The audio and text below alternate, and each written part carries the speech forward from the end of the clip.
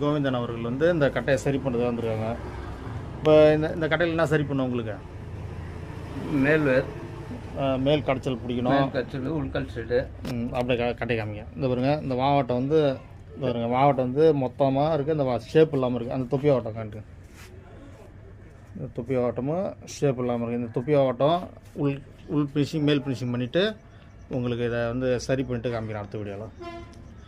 வில்லிவாக்கம் கோவிந்தன் அவர்கள். தம்பி பேருங்க சிவகுமார். ரெண்டு பேரும் இப்போ சரி பண்ணுறதுக்காக வந்திருக்காங்க. கட்டையை சரி பண்ணிவிட்டு உங்களுக்கு இந்த அடுத்த வீடியோவில் காமிக்கிறேன்.